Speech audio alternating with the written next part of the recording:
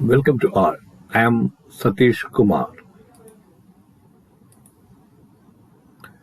അപ്പോൾ നമ്മളിന്നിപ്പോൾ ഡിപ്ലോമയുടെ സെക്കൻഡ് സെമസ്റ്ററിലെ കമ്പ്യൂട്ടർ ടെക്നോളജിക്കും ഇലക്ട്രിക്കൽ ആൻഡ് ഇലക്ട്രോണിക്സ് എഞ്ചിനീയറിംഗിനും ഇലക്ട്രോണിക്സ് ആൻഡ് കമ്മ്യൂണിക്കേഷൻ എഞ്ചിനീയറിംഗിനുള്ള ബേസിക് ഇലക്ട്രിക്കൽ വർക്ക്ഷോപ്പാണ് നോക്കുന്നത്. അതിന്റെ എക്സ്പെരിമെന്റ് നമ്പർ 1 ആണ് നമ്മളിന്നിപ്പോൾ ചെയ്തത്. അപ്പോൾ നമുക്ക് നേരെ വീഡിയോയിലേക്ക് പോയാലോ.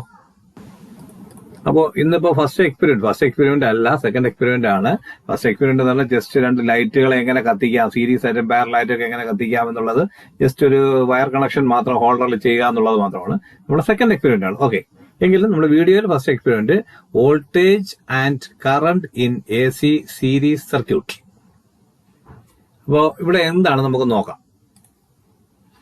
ഇതാണ് നമ്മുടെ സർക്യൂട്ട് ഡയഗ്രാം. ഇവിടെ നോക്കാം, ഒരു 240 വോൾട്ട് സപ്ലൈ ഫേസിൻ ന്യൂട്രലും വെച്ച് ഒരു SPST സ്വിച്ച് വഴി നമ്മൾ നേരെ വന്നിട്ട്, നമ്മൾ സീരീസ് സർക്യൂട്ടൊക്കെ 10ാം ക്ലാസ്സിലൊക്കെ പഠിച്ചിട്ടുള്ളതാണ്, ഫിസിക്സിലൊക്കെ പഠിച്ചിട്ടുള്ളതാണ്.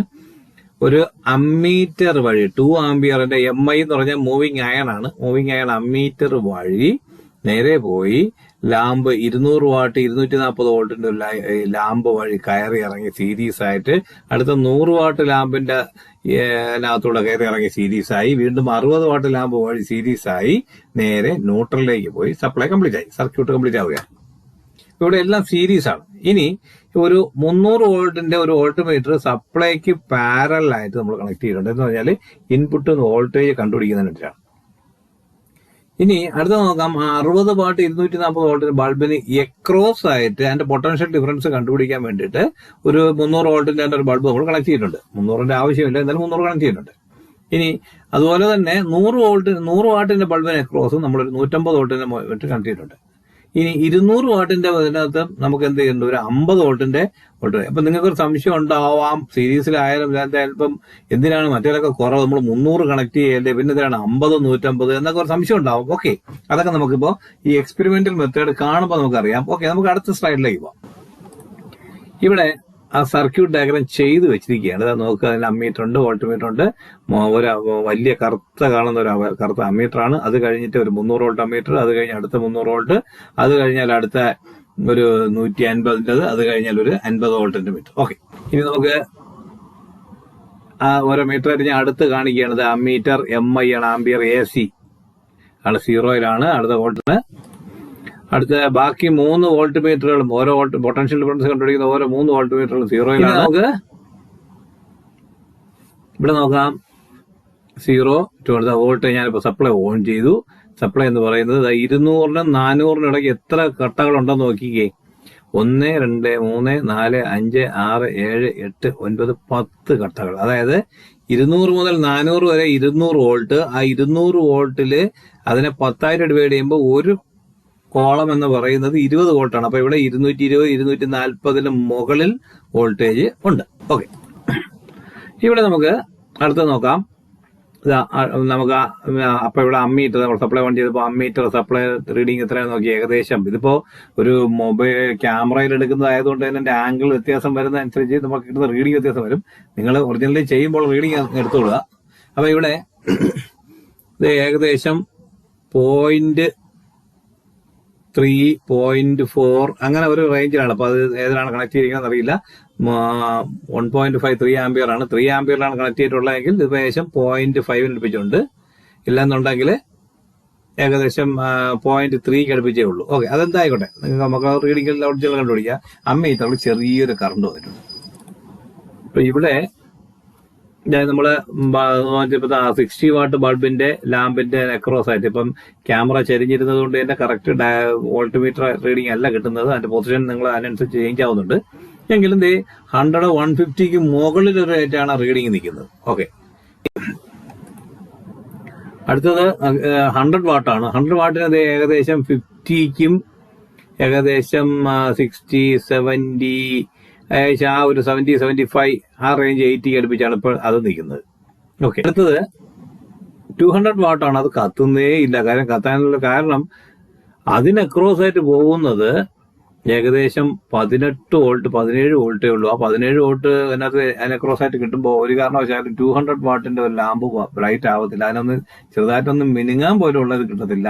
അപ്പോ ഇപ്പൊ ഏകദേശം നിങ്ങൾക്ക് ഐഡിയ ഇവിടെ കിട്ടാമല്ലോ. അതായത് എന്തുകൊണ്ടാണ് 200 വാട്ട് ബൾബ്, പവർ കൂടിയ ബൾബിന് ഇവിടെ കത്താത്തത് എന്ന് ചോദിച്ചു കഴിഞ്ഞാൽ അതിനർത്ഥം അവിടെ അതിന്റെ ഉത്തരം പറയേണ്ടത് അതിലെ ശരിക്കും എന്താണ്, പവർ കൂടുന്നതനുസരിച്ച് റെസിസ്റ്റൻസ് കുറയുന്നു. സീരീസ് സർക്യൂട്ടില് വോൾട്ടേജ് ഡ്രോപ്പ് എന്ന് പറയുന്നത് I/R ആണ്. അപ്പൊ ഇവിടെ R വളരെ കുറവാണ്. സീരീസ് സർക്യൂട്ടിൽ കറണ്ട് I കോൺസ്റ്റന്റ് ആണ്.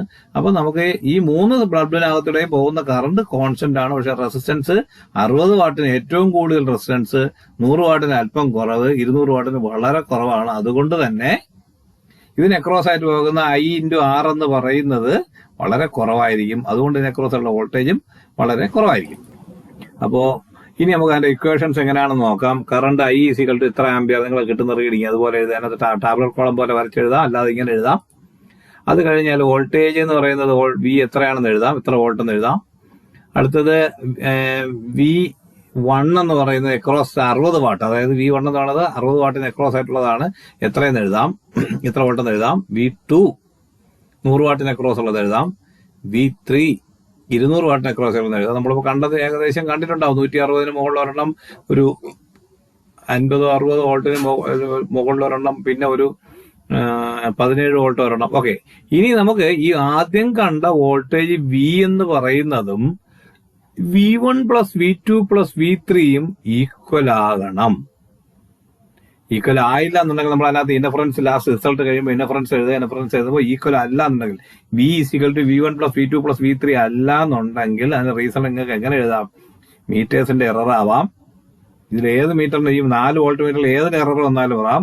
അല്ലെങ്കിൽ നമ്മൾ വിഷ്വലൈസ് ചെയ്ത് നമ്മൾ എടുത്ത റീഡിങ് നമ്മൾ വിഷ്വലൈസ്, നമ്മൾ ഈ പറഞ്ഞ പോലെ മീറ്ററൊക്കെ കറക്റ്റ് സ്റ്റഡി ആയിട്ട് നിന്ന് വെർട്ടിക്കലി 90 ഡിഗ്രി നിന്ന് നോക്കിയാൽ മാത്രമേ മീറ്ററിന്റെ ആ റീഡിങ് കറക്റ്റ് കിട്ടൂ. അതിനുള്ള വ്യത്യാസമാവാം. അപ്പൊ അങ്ങനെ ഏതെങ്കിലും ഇത് കൊണ്ട് നമുക്ക് ഇങ്ങനെ സംഭവിക്കാം. ഓക്കെ, അപ്പൊ ഇതാണ് ഇനി നമുക്ക് കണ്ടുപിടിക്കേണ്ട ടോട്ടൽ പവർ ആണ്.